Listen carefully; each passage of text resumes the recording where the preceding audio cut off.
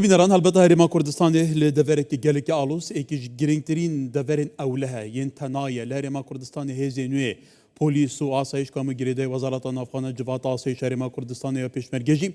دور جعقلیت دمارگیری و شوفینیتی و که باقی هزین ولاتین در دور تعامل دیگلت که همو پیک هاتن دپارزه اف کلتوری بگومانی باوراجانه دناوا دا مدزگهن وزارت نافخاجی رنگ و دایه و که افکاری میگوتی اف شوازه خوله ما بس توی جهازی بورزی بیت گوارتن برس روندک فارس او ریوبر اکادمیا سرکرداتی ریوبرنه لوزارت نافخای حکومت ایران کردستان این حال استودیو میوانه منه تو بخیراتی گلک سپاس ببیدر البته لگور مشو پاندی اوه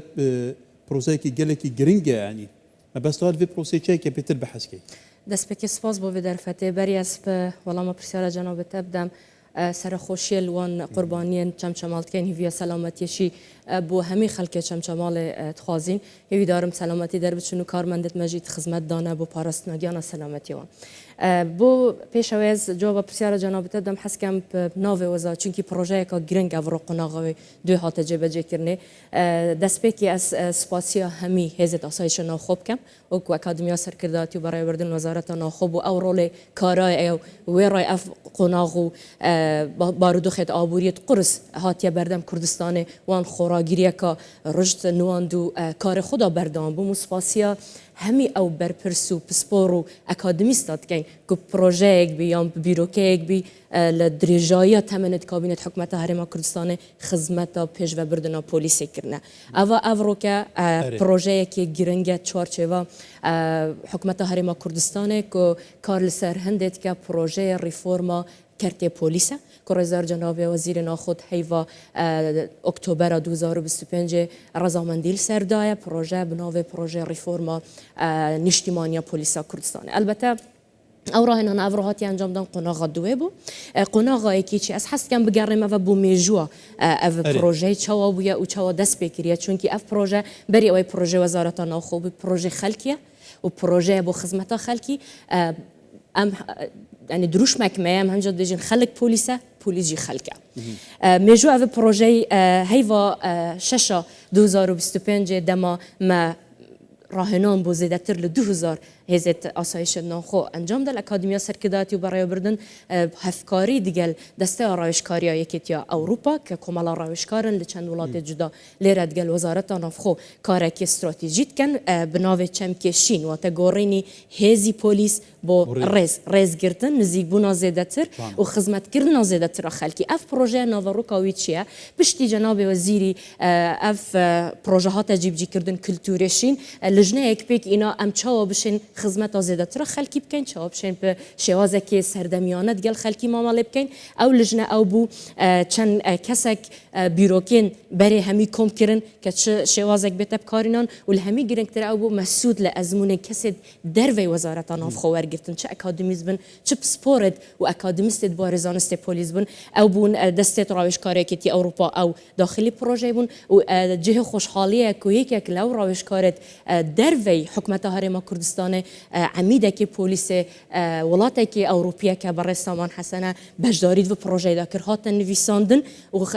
پشتینگی پروژه هات تقدیم کردن لحی واد جناب وزیر نافخو دیراسا پروژه کر لجنه که بالا پیک اینا او لجنه بو چیه بو جبجه کرنا قناق بو قناقت اوی پروژه چونکه اف پروژه 20 خالا پیکته جبجه کرنا وان 20 خالا ل 2025 بو 2030 هاتیه دارشتن او افرو راهنانه بو چونیتی ها جبجه کردنو راپورت مجی دهاتی کش برپسین وزارت النفخه بیجه امی بنگهن پولیسان جی بتمام بگوهرین حتی بحثی بنگه کس نزاند که کلویری افری فرما دست بیبکن بنگه کس نزان اگرم باز کن بوچی کس نزان تا بحث کردن البته اف پروژه که من بحث کرده پروژه سرتاسری هرما کردستانه و القناغ داهبل هیوایی که سالانو دل سلیمانی هتا جبجه کردن چوارچویت کلیجت پلیست کردستانه نه یا هولیره و یا سلیمانیه بنگه کس نزان مبوچی هل بجاردیه و کی من بحث کرده اول جنا بالا سرپرشتیا همی ریفورمت که لچونیتیا گهارتنا یا ساورسایا چونیتیا راهنانا بو افسر و کارمندا چواده و یا سه مبنکی کس نظام بو چی هل بجاردیه پیکات جغرافی کس نظام و بابلین پرسندنا قناغ جیانا ناف کس نظامه و کریه امی بکنه پایلوت استدی بنکه که پلیس مدرن ویری بیت چکرن همی او سیستم تکنولوژی تازه لوی بیت دانان و راهنان بیت کن اگه ام سرکفتی بوین به نموذج دی بیت نموذج که پلیس کردستانه و ام دشن نفسی نموذج لپارزگه هدی لبنکه پلیس دی تجربه کردن و یا کس نزان متن ما بو بینای و بو نمونه نوجن کرناوی نبوه آماده کردن افسراجیه تایبتی پلیسی کمالگی چونکی بلکی همی بپرسن رول وزارت نافخود گل خلکی چیه پردا پیوندیان وان خلق بله رونی خان البته همی وزارت گرینتر کو پیوندی داره به پریوبرنا ولات ما وزارت نافخویه طيب تيجي مبحث كده دسبيك يعني لولات دردور امر وشد شوبينين حتى العراق جد بقى جران هزين امني زيدتري دمارجيريك مذهبي نتوي تشتوصل سازر لهرما كردستان افنايه تديتن كواتا او جانب بهاف راجيان تسامح كو همو بيك هذا بين باراسنت بحثي كاس نزانكل دچارچو به خول دگلو چوا دف سرانجي پروردكن بو پرسیارا جنابتا پیوستن بگرین میجو پلیس ده حکمت عراقی ده پشتی لبیستکان استده را بردو که پلیس هاتا پیکینان حتی 2003 جی از دشم بیجم پلیس تنه هیزک یاب کارینای بو هیرش کرنا سرخلکی بالضبط بله ل 1909 ده پشتی حکمت هرما کردستان یکم کابینه تشکیل بوی حتی نو که بردوام کار السکردی که پلیس ببیته پارزر خلکی و بو کم کردن رجتاوان یا کس نزاندی چه هاری کاریا که ام بشین پیکر بندیه که زانی الامروف آماجه بیدت سردم تکنولوژی هایدا گل گهارتن هاتی نکرند میجوا پلیس دا و بو کردستان جناب وزیر ناخود ما او پروژه پسند کردی لپیوک خود دبیجیتن بو چی ام خو براورد باشتر نکین و ام به کردی کلتوره که جوان پلیس آماده بکین پلیس خدمتکار خلکی بیتن و پلیس به شواز معامله کرنا خوب رضا خوب کسایتی خوب ش خدمت بکه یا کس نزان سیستم که تکنولوژی مدرن ده تدانان حتی خلق نزدیکتر بی او کسی چی تبن که مرجنیه تاوان بار بی چه خلق لی نزدیک بی بله اوه پایلوته اگه سرکفتم دست اینا دل سر همی کردستان بله اکرم بحثی طبعا یکی که اروپا جی بجداره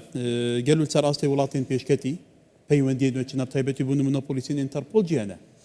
لشاف هزين دنيا بوليسان لدبر ولاتن دبر تازه هر توانك لهر ولاتك دنيا تتكرني شار ولاتن دبري درجة تكنولوجيا ده هفكاريا بوليس ما بين كردستان وبراستا خود جولاتن أوروبي دسكفتك جرنجا بحكمة هرم كردستان رول دستي رايشكاري كتي أوروبا رول كبالا بوا بل أبي جداهية في جارم متركا وان در راهنارت خماليت بك اما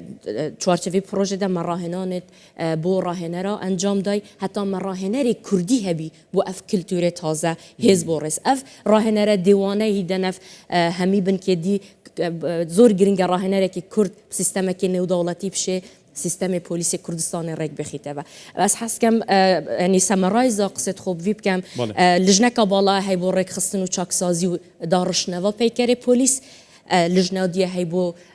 پیگه هندنه که بشتن اوی سیستم تازه تطبیق کب منهجنو و یا سیجیبن که کس نزانه همی لی بتجربه جکر آیا پلیس کردستان استراتژی تا پلیس کردستان بو 5 سال دهاتو ده چی بی باید پتر خدمتا حکمتا هرم. و یا گرینجیک جنابته سرپرشکا وی پروژه دیگه که کچک هجای و بوانزانیاری و بوجدیت همو بیویا پروژه سرکف دی باید کی جدی سرکف. اولی که کل دستکفت حکمت هرم کردستان که